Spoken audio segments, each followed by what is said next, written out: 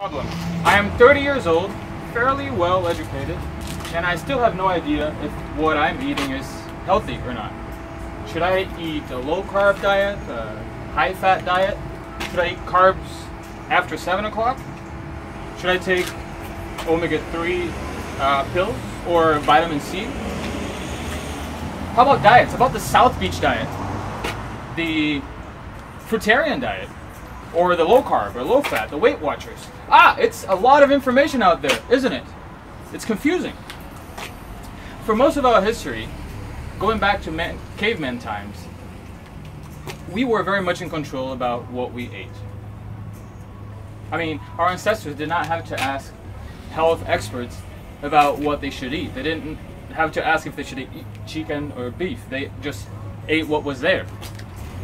And through generations, our food habits have been passed along to us from our parents and grandparents. Now, this is changing, and it turns out that our diets are changing much faster than it has ever changed before.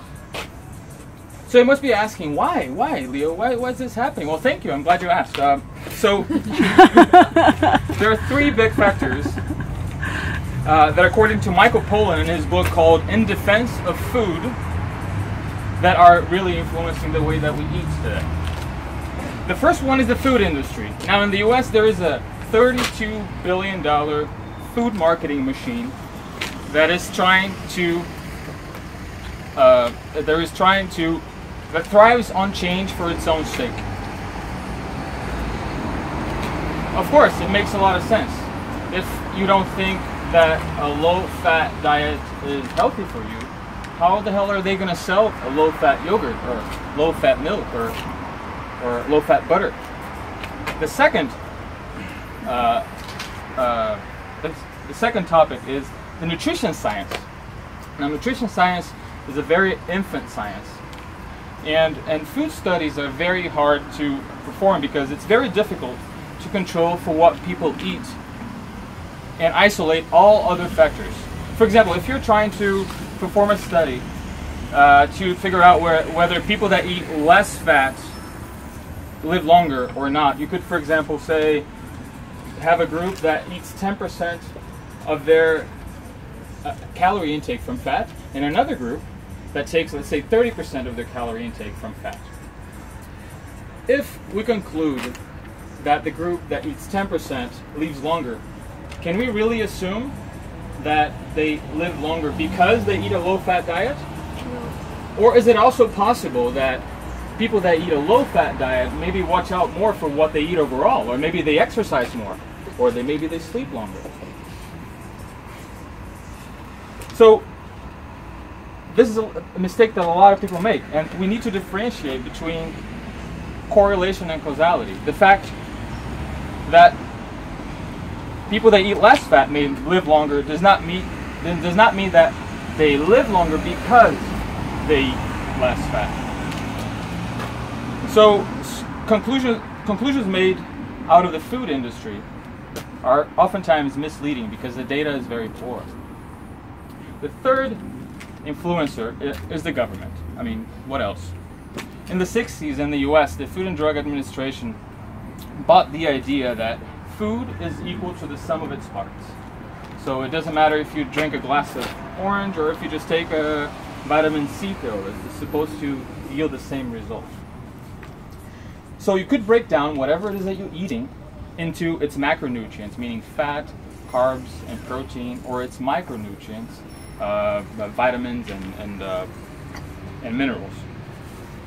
So you must be thinking, well, wait a minute, I mean, are we living longer than our ancestors did? Isn't it good for us?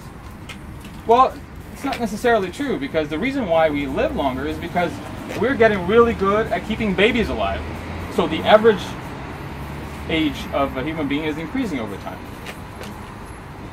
What about deaths from heart disease and diabetes? Haven't those decreased?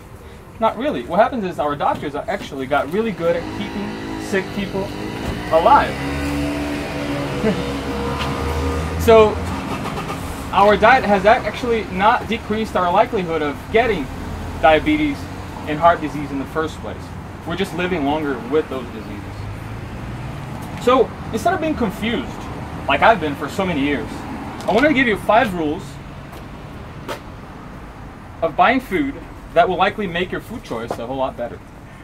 Number 1, don't buy anything that your grandma would not recognize as food.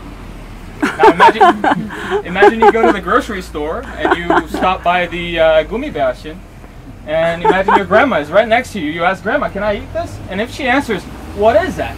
Don't buy it. 2, don't buy any food with ingredients that you cannot pronounce. That's a simple one.